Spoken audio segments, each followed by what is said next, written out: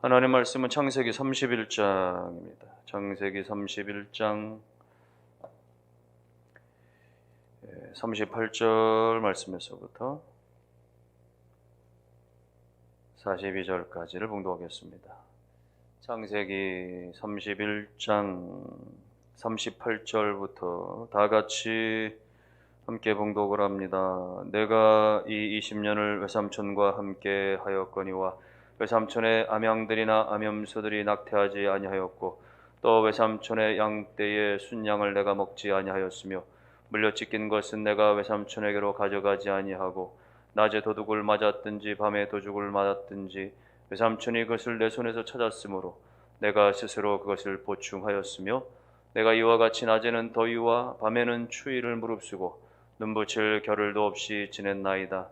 내가 외삼촌의 집에 있는 이 20년 동안 외삼촌의 두 딸을 위하여 14년, 외삼촌의 양떼를 위하여 6년을 외삼촌에게 봉사하였거니와 외삼촌께서 내 품삯을 10번이나 바꾸셨으며 우리 아버지 하나님 아브라함의 하나님 곧 이삭이 경외하는 이가 나와 함께 계시지 아니하셨더라면 외삼촌께서 이제 나를 빈손으로 돌려보내셨으리다마는 하나님이 내 고난과 내 손의 수고를 보시고 어젯밤에 외삼촌을 책망하셨나이다.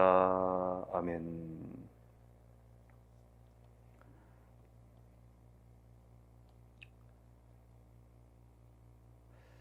사람이 하나님 앞에 돌아온다라는 것은 좀처럼 쉬운 일이 아닙니다. 하나님 앞에 돌아와서 세워진다라는 것은 참 오랜 시간도 걸립니다. 그저 교회 나왔다고 해서 다가 아니고요. 예수 믿었다고 해서 다도 아닙니다. 이후에도 여전히 수많은 사건과 삶 속에서 하나님을 경험하면서 정말 하나님이 살아계시는구나 이런 생각과 믿음이 들기까지 그리고 여러 가지 인생의 우여곡절을 겪으면서 하나님이 나와 함께 하시는구나, 하나님이 정말 나를 사랑하시는구나 이런 사실을 받아들이기까지는 정말 많은 시간과 세월이 필요할 수도 있는 것입니다. 오늘 야곱의 삶이 그렇습니다.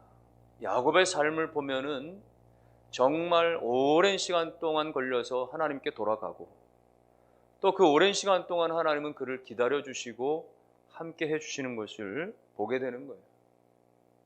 고향 땅을 떠나서 하란에 간 지 14년이 지났죠. 속임의 결혼을 당해서, 사기적인 결혼을 당해서 무려 14년 동안 그렇게 노동의 대가를 치릅니다. 그 14년 동안에 야곱은 많이 달라져 가기 시작합니다.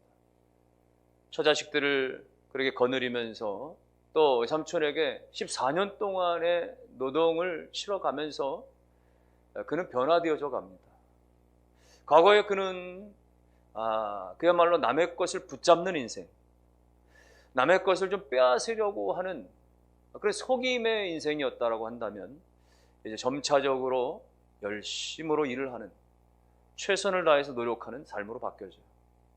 그가 얼마나 일에 대해서 열심이었는가는 오늘 본문에도 나오고, 그는 14년 동안에 이 양떼들과 염소떼들을 기르면서 한 번도 그 암양이나 암염소들이 낙태하는 것이 없었을 정도로 정성을 다해서 그렇게 보살피죠. 그것은 외삼촌 라반도 그리고 그의 아내들도 당신은 정말 성실했다라고 성경에서 이야기할 정도였습니다. 야곱이 달라져 가기 시작하는 거예요. 그러면서 그는 이제 14년의 시간이 다 지났고, 그리고 자녀들도 여럿 두었고, 이제는 고향 땅으로 가기를 희망하게 되죠. 이제는 이곳을 떠나서 다시 고향 땅으로 돌아가고 싶어 하는 거예요. 그때 라반이 허둥지둥 달려들면서 그를 가로막죠. 야곱이 어떤 존재입니까? 사실은 지금까지 야곱 덕분에 부자가 됐거든요, 라반이. 야곱이 워낙 열심히 일하고 또 하나님이 복을 주시니까 그래 점차 이 재산이 늘어나고 증식되어지고, 라반이 그걸 너무나 잘 알았기 때문에 야곱이 떠나가면 말이죠, 이 복덩어리 일꾼을 잃어버리기 때문에 그를 붙잡는 거예요. 그러면서 내가 이제 품삯을 제대로 쳐줄 테니까 나하고 계속 지내자 라고 요구하게 되어지는 것입니다. 이때 야곱이 그런 좀 희한한 품삯 제안을 하게 되어지죠. 어떤 것이냐? 외삼촌이요, 그러면 앞으로 태어나는 새끼들 가운데 그것이 양이든 염소든지 간에 점이 있고 알록달록하고 아롱진 것들이 태어나면 그건 전부 다 제 것으로 여겨주시겠습니까? 라반이 들어보니까 괜찮거든요. 왜냐하면 보통의 경우는 뭐 검으면 전체가 검거나 희면 전체가 희거나 이런 것들이 주종을 이루기 때문에 그 제안을 선뜻 받아들이죠. 놀라운 일이 일어납니다. 야곱이 나뭇가지를 꺾어다가 점박이를 만들어서 그것들이, 이 암양들이, 암염소들이 이 새끼를 뵐 때쯤 그것들을 보여주기 시작하니까 놀랍게도 실제로 점박이들이 태어나는 거예요. 아롱진 건강한 것들이 태어나는 거예요. 물론 이 부분에 대해서 해석의 여지가 있겠습니다만 성경은 그렇게 말하는 것입니다. 그러면서 시간이 지날수록 튼실하고 또 건강한 이 양들이나 염소들이 점점점 다 야곱의 것들이 되어지더라는 것이죠. 그러면서 역전이 됩니다. 재산의 역전이 일어나고 또 이 가세의 역전이 일어나는 것이죠. 가만히 지켜보니까 이 라반의 아들들이 위협을 느끼는 거거든요. 이러다가는 아버지의 재산이 점차 다 줄어들고 자기들에게 주어질 것도 없겠다 싶어가지고 화를 냅니다.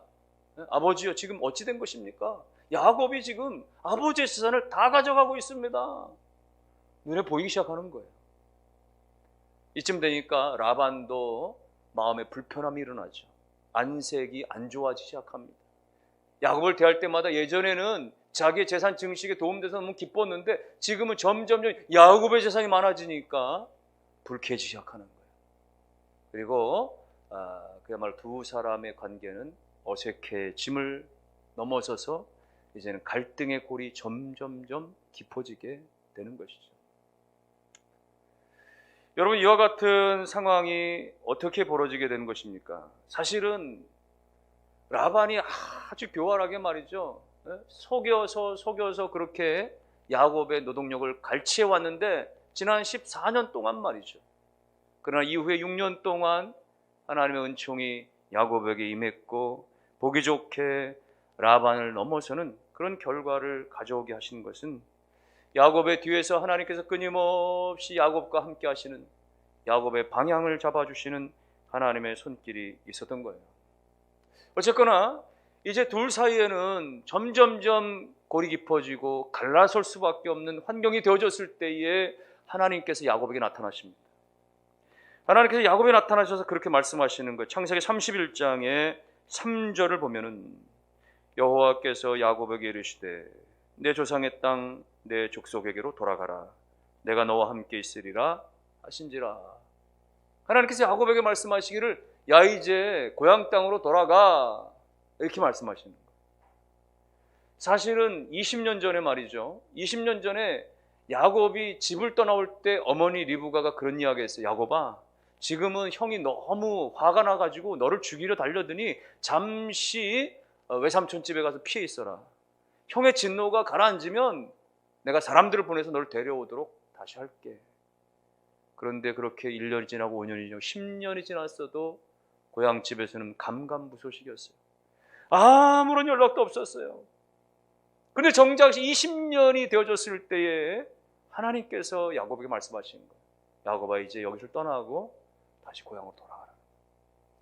여러분, 이 장면을 보면 무엇을 우리가 깨닫게 되어집니까? 인생의 전환점은 사람으로 주어지는 게 아닙니다. 인생의 터닝포인트나 변화와 결단은 부모 때문도 아니고 친구나 동업자나 스승 때문에 이루어지는 게 아닌 거예요.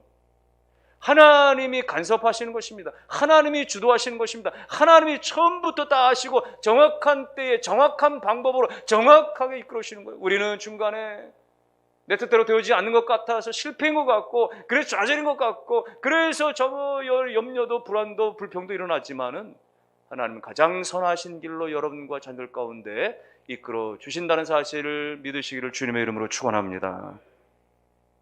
이제 야곱이 떠나기를 작심하고 아내들을 불러냅니다. 양떼가 있는 들로 불러내서 아내들에게 의사를 묻는 거예요. 같이 가겠느냐 이거죠. 그래서 그런 이야기들을 합니다. 당신의 아버지 라반이 그동안에 나를 불편해했고 좋아하지 않았으나 하나님이 나를 기뻐하셔서 여기까지 오게 하셨습니다. 삼촌 라반은 그렇게 10번이나 내 품삯을 다 바꿔치기 하고 돌려주지 않았지만은 그러나 결국 하나님이 나를 손해보게 하지 않으셨습니다. 지금 내가 이렇게 많은 것들을 가지게 된 것은 내가 빼앗은 것이 아니라 하나님께서 얻으셔서 빼앗내셔서 제 것으로 삼게 하신 것입니다. 이런 이야기를 쭉 해요. 그때 놀랍게도 레아와 라헬이 이구동성으로 당신 말이 맞습니다, 하나님이 하신 것입니다 라고 찬성을 하는 거예요. 그러면서 당신은 하나님이 말씀하신 대로 행하십시오라고 우리는 그냥 순종하겠습니다라고 두 사람이 이구동성으로 이야기를 하는 거예요. 여러분, 이 장면은요, 지금 야곱의 가정이 점진적으로 세워져 가고 있다는 사실을 이야기하는 것입니다. 레아와 라헬은 불편한 관계였지만 그들 속에서 정말 쟁탈하듯이, 그래서 아들을 낳아서 더 자기가 주도적으로 보이려고 끊임없이 그렇게 혈안되었던 지난 날들의 삶들을 벗어나서 이제는 야곱과 함께 온 가족이 점점점 하나 되어져 가고 있다고 하는, 하나님의 말씀 안에서 그들의 나아갈 비전 앞에서 이 가정이 점점점 모아지고 있다고 하는 사실을 보여주고 있는 거예요. 우리 가정이 물질 때문에, 사람 때문에, 여러 가지 이유 때문에 흔들릴 수도 있고, 또 여러 가지 금이 갈 수도 있고 어려운 시간들을 겪을 수 있지만은, 그러나 하나님을 의지하고 하나님 앞에 기도하고 하나님을 예배하는 믿음의 가정인 이상 하나님은 그 가정을 여전히 붙들어 주시고, 넘어질지라도 아주 쓰러지지 아니하게 하시고, 금이 갈지라도 완전히 산산조각 나게 하지 아니하시고, 또다시 붙잡아 주시고 세워 주시고, 그렇게 하나님께서 회복시켜 가시는 하나님의 손길이 있음을 온전히 믿으시는 여러분 되시기를 주의 이름으로 축원합니다. 이제 야곱이 도망치듯이 하란 땅을 떠나가게 됩니다. 사실 20여 년 전에도 그렇게 형의 칼날을 피해서 도망치듯이 떠나왔는데, 이제 또 라반의 눈을 피해서 떠나가는 신세가 되어진 거예요. 20년 전에는 그야말로 죽을까 살까 말이죠, 허둥지둥 그렇게 불안과 염려와 초적 가운데 도망을 쳐왔다면, 지금은 하나님께서 함께 쉬겠다라고 하는 말씀을 듣고 하나님의 그 지시와 함께 떠나가는 시간이 되어진 거예요. 그럼에도 불구하고 야곱은 생각합니다. 라반이 워낙 그야말로 참으로 순순히 자기를 보내줄 만한 그런 호락호락한 사람이 아니기 때문에 말이죠, 야곱이 라반이 없는 틈을 타서, 라반이 양털을 깎으러 멀리 나간 틈을 타서 온 식소를 데리고 온 양떼와 종들을 데리고 그 자리를 떠나게 되죠. 그렇게 하루 이틀 사흘이 지났습니다. 사흘 후에야 라반이 이 사실을 알게 되어지고 급하게 그들을 추격해 와요. 사람들을 이끌고 정신없이 추격해 옵니다.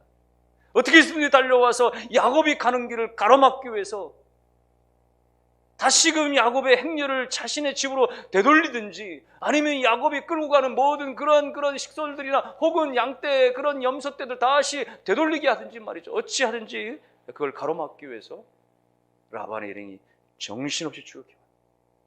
그리고 여러 날을 추격해서 마침내 이제 다음 날이 되면은 이 두 일행이 마주치게 되는 그날 밤에, 이 밤만 지나면은 두 일행이 만나서 일대 어쩌면 격전을 벌일 수도 있을 만한 그 상황 가운데서 그날 밤 하나님이 라반에게 나타나시는 거예요. 라반에게 나타나셔서 하나님께서 그런 말씀을 하시게 됩니다. 창세기 31장 24절에 보니까, 밤에 하나님이 아람 사람 라반에게 현몽하여 이르시되 너는 삼가 야곱에게 선악간에 말하지 말라. 하나님 경고하듯이 라반에게 말씀하시는 거예요. 너는 야곱을 만나서 선악간에 어떤 말도 말하지 말라 라고 하는 것은 네 뜻대로 하지 말라는 거예요. 네가 그에게 해를 끼치려 하고 가로막게 하려고 하고 따지고 하려고 하는 모든 것들 스톱하라는 것이죠. 하나님의 경고의 음성을 듣고 라반이 멈칫합니다. 다음날 야곱을 만났으나 정말 마음속에서는 정말 하고 싶은 말 다 내뱉고 싶었죠. 네가 내 재산상의 손실을 가져오게 했고, 결국 너는 흥황해서 나는 쫄딱 망했고, 네가 다 가져가는 것이 되었고, 내가 이럴 걸 내가 막아놓을 수, 내가 정말 가로막고 싶다고 말이죠. 그리고 내 지금 딸들과 내 그 손주들과 쟤들 작별인사도 못하게 만들었고, 이 분노와 화를 다 쏟아내면서 말이죠. 그야말로 칼부림치고 싶었지만은 하나님의 경고가 있었기에 그는 거기서 멈춥니다. 그 모든 걸 다 내려놓고 이제 받아들이는 것이죠. 쓸데없는 말이죠. 다른 드라빔이 지금 없어져가지고 그것을 내가 지금 찾고 있다. 그런 식으로 둘러대기는 하고 말이죠. 그렇게 되어지게 됩니다. 여러분, 이와 같은 상황, 지금 말이죠. 무기를 들고 사람들을 끌고 달려온 라반이 자기를 마주 딱 들어서는 정작 하나님이 지난밤 내게 이렇게 말씀하셨다 라고 하면서 모든 것을 정지 상태로, 그리고 이제는 그야말로 돌탑을 쌓고 서로 침범하지 말자라고 하는 조약을 세우는 이 상황을 맞닥뜨리면서 야곱은 무슨 생각을 했겠어요?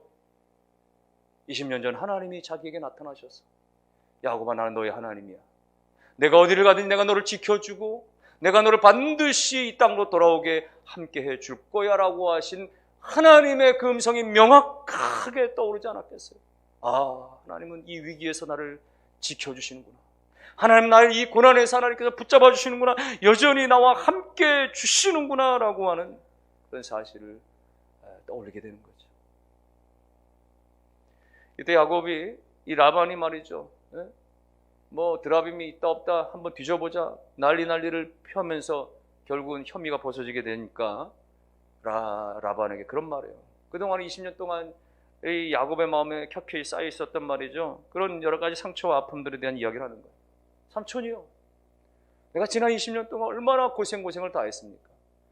당신의 그 양떼들과 염소떼들 어느 한 가지라도 낙태시키지 않고 그야말로 최선을 다해서, 때로 어떨 땐 맹수에게 물린 것이나 또 잃어버린 것이 있으면 다 내가 변상해낼 정도로 그냥 밤낮 가리지 않고 추위와 더위를 무릅쓰고 내가 눈붙일 겨를조차 없이 내가 충성을 다하지 않았습니까? 그런데도 불구하고 당신은 나로 하여금 빈손 들고 가게 만들려고 했으나, 그러나 하나님께서 나의 고난을, 하나님께서 나의 수고를 다 감찰하시고 하나님이 나에게 이렇게 소유를 허락해 주신 것입니다 라는 이야기를 하나님께서 하신 것입니다.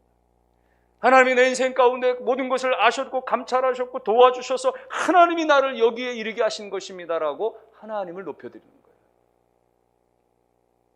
여러분, 이렇게 보면은 하나님이 도우시는 인생이라고 하는 것은 뭐겠어요? 하나님이 도우시는 인생이라고 하는 것은 뭐겠어요?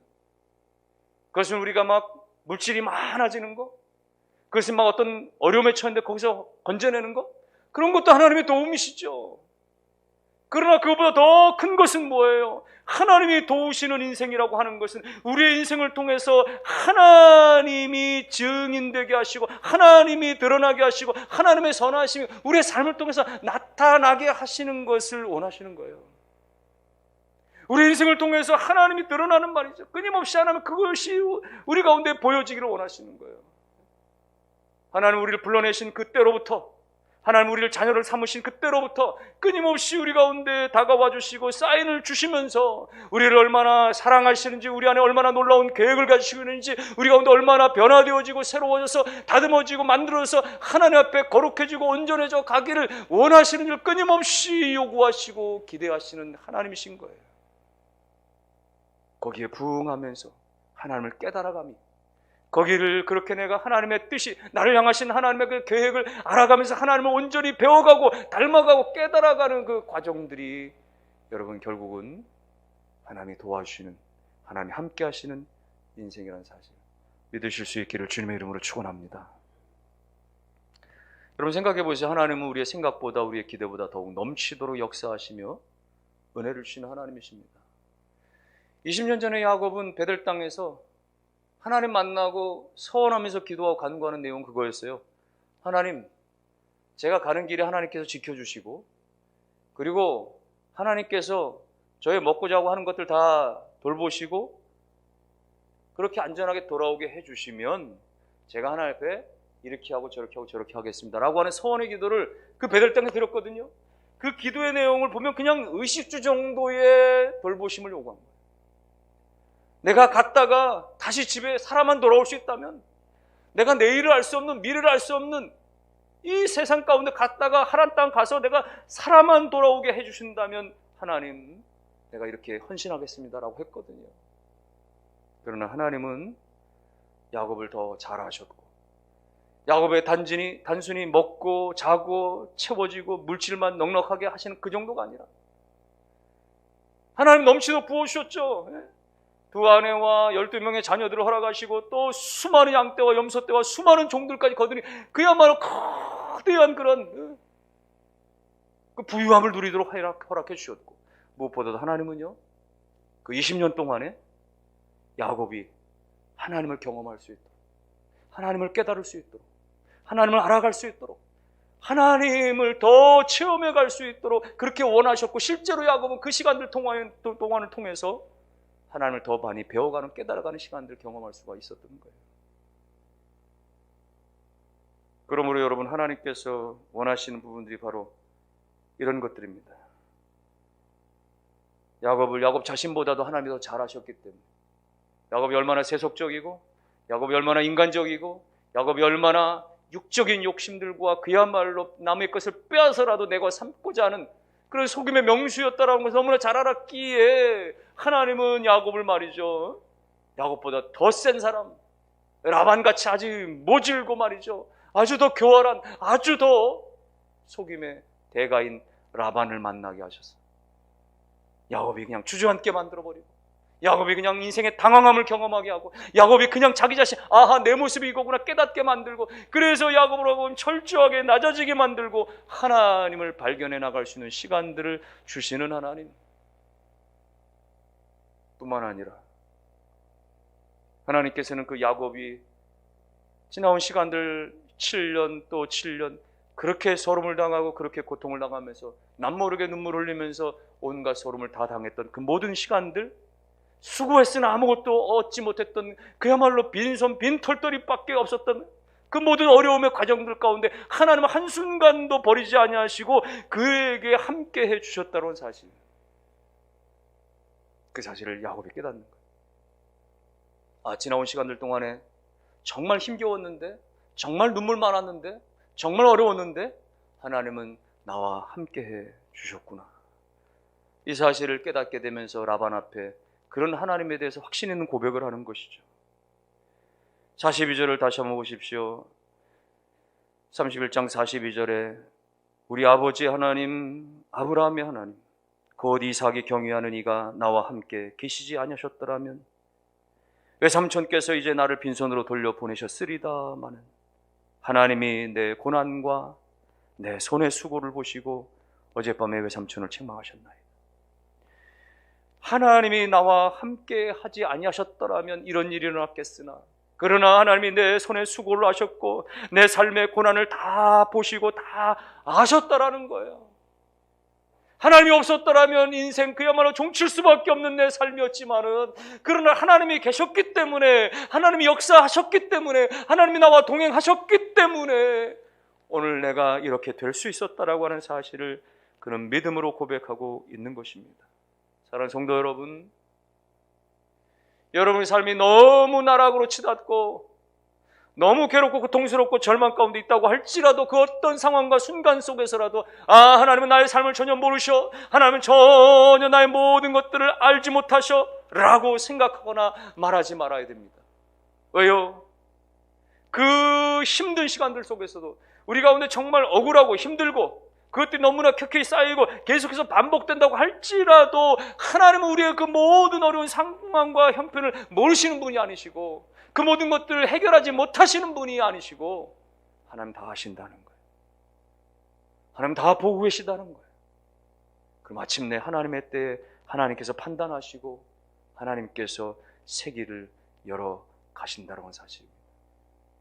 그 어둠의 순간은, 그 절망의 순간은 우리가 하나님이 없는 것 같고 하나님이 움직이시지 않는 것 같고 하나님 나에게 역사하지 않는 것 같지만 하나님 계속해서 일하고 계시는 하나님이십니다. 휠체어를 타는 주의자라고 이름이 붙여진 차인홍 교수에 관한 이야기를 들어본 바가 있을 것입니다. 그는 태어나서 1살 때 소아마비를 앓고 하반신 장애를 겪게 됩니다. 6남매를 둔 그 고령의 부모는 이 장애 아이를 더 이상 집에서 키울 수가 없어 9살 되던 아이 그 차인홍을 재활원으로 집어넣게 되어지죠. 재활원으로 들어가는 그 순간 어린 차이롱의 마음속에는 내 인생 끝이구나.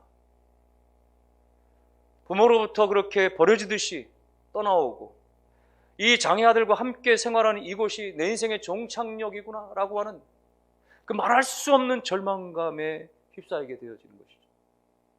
그러나 하나님은 그를 사랑하셨고 주목하셨고 마치 정말 하나님의 그 섬광처럼 말이죠. 그 인생을 완전히 전환점으로 만들 수 있었던 바이올린을 만나게 됩니다. 당시 그는 재활원의 그 장애 아들과 함께 그 낡은 교실에서 공부를 하고 있었는데 그것을 지나가던 서울대 음대 출신의 강민자라고 하는 선생이 그 재활원에 들어와서 아이들을 보고는 재활원장이 자기가 아이들 좀 가르치고 싶다. 음악을 가르치고 싶다. 처음에는 장애 아이들에게 무슨 바이올린이냐고 됐다고 거절을 했지만 그 선생이 직접 자비로 바이올린을 사가지고 와가지고 그렇게 달려드니까 허락이 되어지고 그때부터 레슨이 시작이 됩니다. 1시간 가르쳐주면 혼자 10시간을 연습하고 그렇게 매일같이 10시간 이상씩 그렇게 공부를 하고 레슨을 하고 또 연습을 해가면서 말이죠. 마침내 그의 실력이 일취월장 늘어나게 되어진 거죠. 1년 만에 그는 지역 콩쿠르에 나가서 그 지역 대회 1등을 하게 되어집니다. 그리고 18살 때쯤 같은 장애 그들끼리 이 현악 사중주를 구성해서 베데스다라고 하는 이름으로 그렇게 팀을 구성해가지고 무슨 장애인 단체 혹은 재소자, 교도소 이런 데 가서 위문 공연들을 계속하게 되죠. 실력은 더 늘어나고 그런데 정규과정을 졸업하지 못하고 결국은 검정고시를 거쳐서 이 지인들의 독지가들의 도움을 통해서 결국은 미국의 한 대학에 이제 초청을 받게 됩니다. 그래서 바이올린 하나 들고 결국은 그 장애 몸으로 미국 땅에 건너가서 대학을 하고 석사를 마치고 박사까지 하고서는 마침내 라이트 주립대학의 86대 1의 교수 경쟁을 뚫고 정교수로 발탁이 되어졌다는 거예요. 그리고는 그가 끊임없이 그렇게 장애를 겪는 사람들을 위해서 후학을 양성하고 또 곳곳에 가서 오케스트라를 지휘하고 그리고 또 뭐 여러 가지 교회 공연이라든가 간증이나 이런 것들 끊임없이 가면서 자신에게 주신 하나님의 그 사랑을 전하는 것이죠. 그는 고백하는 것입니다. 그 어려웠던 시절, 그 낙담했던 시절, 정말 빛이라고 하는 한 줄기도 없었던 그 어둠과 같은 시절에 하나님은 나에게 찾아오셨고 나와 함께 해주셨습니다. 그리고 강민자라고 하는 선생님을 보내주셔서 바이올린을 만나게 하셨던 하나님. 바이올린 하나 들고 미국 땅에 와서 그야말로 그 어려운 그 유학의 모든 순간순간마다 하나님은 나를 도와주셨습니다. 여러분의 현재 삶 가운데 드리워진 여러 가지 인생의 어둠, 또 불안한 어떤 미래들, 그러나 우리를 가장 잘 아시는 하나님께서 여기까지 우리를 인도하셨기에 앞으로의 모든 미래도 하나님께서 반드시 붙잡고 계심을 믿으시고 하나님을 의지하며 찬양하시는 여러분 되시기를 주님의 이름으로 축원합니다. 여러분들이나 여러분의 가정과 여러분의 자녀들이 겪고 있는 여러 가지 환난이나 역경이나 핍박이나 기근이나 모든 것들도 그 어떤 것이 힘들고 어렵고 고통스러울지라도 결단코 우리를 향하신 예수 그리스도 하나님의 사랑으로부터 끊어질 수 없다라고 하는 사실, 우리가 모든 것들을 넉넉히 예수 사랑 안에서 극복하고 이겨낸다는 사실을 믿으시기를 주님의 이름으로 축원합니다. 그 하나님이 여러분과 함께 동행하십니다. 그 하나님이 여러분 가운데 지키시고 보호하시고 도와주십니다. 그 하나님을 인정하시고 찬양하시고 고백하실 수 있기를 주님의 이름으로 축원합니다.